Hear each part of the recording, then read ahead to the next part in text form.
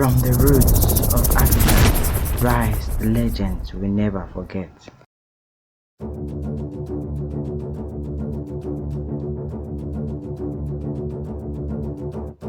Let me tell you a story that sounds made up, but it's not. Once, there was a prince who couldn't walk. People laughed at him. Even his stepmother mocked him, called him cursed. He crawled on the ground like an animal. But years later, that same boy came back with an army, defeated a tyrant, and built one of the greatest empires in African history. His name was Sundiata Keita. And they still call him the Lion King of Mali. Sundiata was born around 1217 in the city of Niani, in what is now Mali.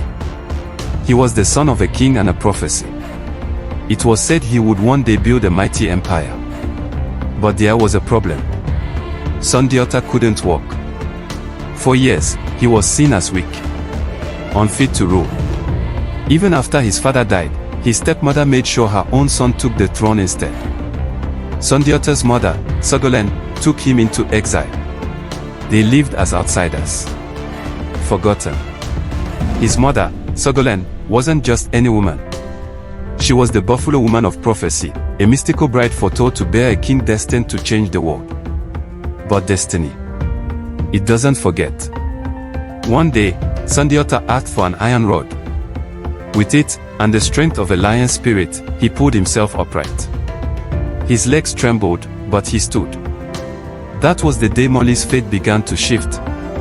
While Sundiata was growing up in silence, a cruel king named Sumanguro rose to power.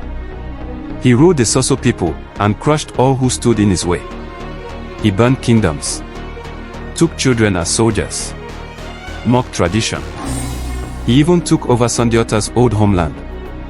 That's when the exiled prince stopped hiding. He gathered allies, hunters, warriors, kings who still remembered his father. Among them were mystical hunters and a master blacksmith, keepers of ancient knowledge and spiritual force. They knew the prophecy hadn't failed, it was only waiting.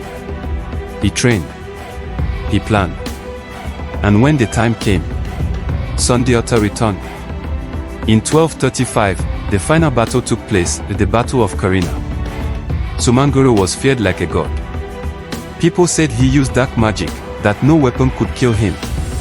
But Sundiata, he used knowledge and strategy. He found the weakness in Sumanguru's power. He crushed the Soso army. Sumanguru vanished, defeated. Sundiata didn't stop there. He united the Mandinka tribes. He became their first emperor. After the battle, Sundiata called a great council at Korukamfuga. There, he united the Mandinka clans under a single code of justice and honor, a charter some consider one of Africa's oldest constitutions.